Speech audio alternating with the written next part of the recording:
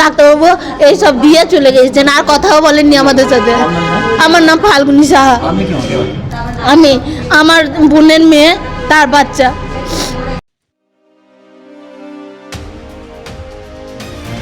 সিউড়িতে বেসরকারি নার্সিংহোমে সদ্যজাত শিশুর মৃত্যুর অভিযোগ।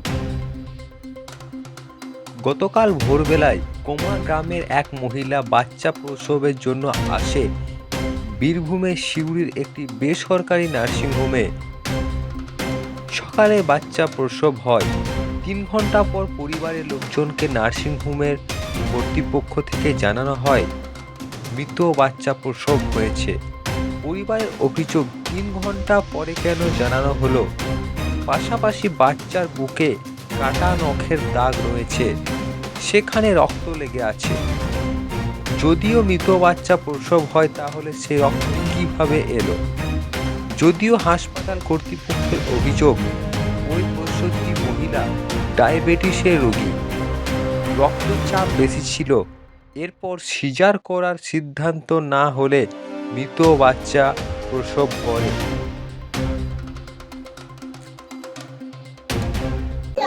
আমি টাইম নিয়ে আসছি বলে ডাক্তার দেখো কোনো একটা রিপোর্টও কিছু হয়নি যে না ওই রিপোর্টটা করেনি। বলুন, আপনারা বলুন, আমাদের এই সুস্থ সবল বাচ্চারা কি করে? আজকে আমাদের ডেলিভারি ডেট ছিল, আমাদেরকে আসতে বলা হয়েছিল সকাল 7টার মধ্যে। আমরা ভর্তি করেছি।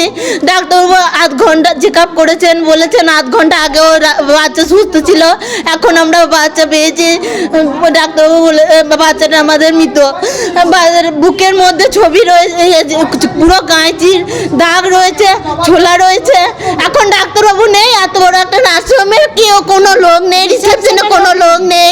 আপনারা এই যে এই ডাক্তারকে আপনারা লাইন দিয়ে দেখানোর জন্য ভিজিট দিয়ে আসেন।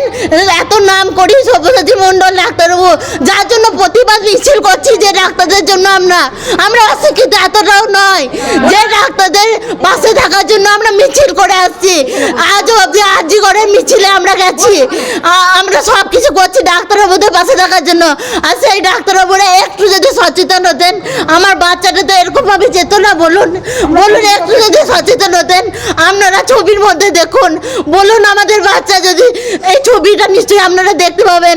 আমাদের বাচ্চা দেখুন, বুকের মধ্যে পুরো ছালছোলা, হাড়ের কাছে ধাক্কা হওয়ার জন্য বাচ্চাটা মৃত হয়েছে, মুখ দিয়ে রক্ত রয়েছে, ছবি পায়খানা করেছে। দেখুন বাচ্চাটাকে, দেখুন কি অবস্থা, দেখুন বাচ্চারা কি সুন্দর আমার ছেলে হয়েছে। আমাদের বাচ্চা এত সুস্থ সবল, ছেলেটাকে হওয়ার পর চোখে জল।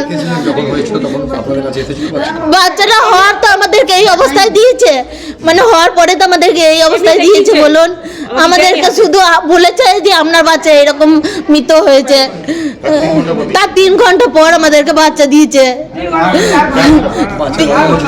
বাচ্চা সিজার হয়েছে, পুরো প্যাকেজ নিয়ে আমাদেরকে ভর্তি করা হয়েছে।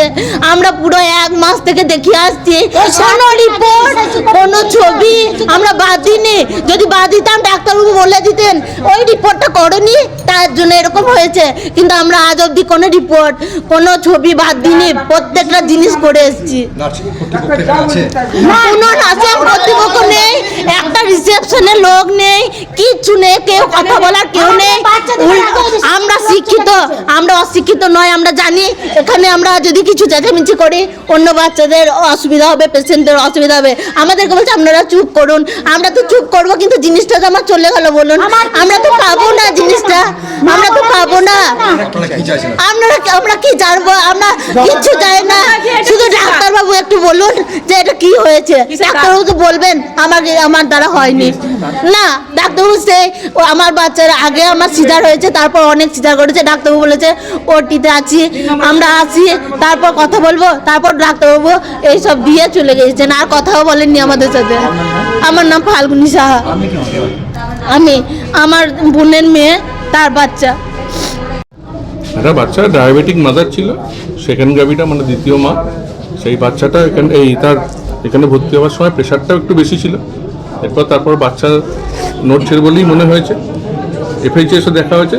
এবার কিন্তু ব্যাপারটা হচ্ছে সেটা ইউট্রাইন ফুফুলের সঙ্গে আলাদা করা যায়। কিন্তু মা বলছে যে মাঝে মাঝে আমার নড়ছে মনে হচ্ছে, মাঝে মাঝে মনে হচ্ছে কাল রাত থেকে নড়ে। এরপরে যাই হোক ডিসিশন নেওয়া হয় সিজার করার, কারণ ওর ডায়াবেটিক মাদার, ওর ইনসুলিন চলছিল। তো তারপর বাচ্চাটা স্টিল বর্ন বেরিয়েছে। বডিতে কোনো কাটার দাগ নেই, ওটা স্পিলিং হয়। বাচ্চা মরে গেলে গায়ের থেকে ছাল উঠে যায়। সব্যসাচী মন্ডল।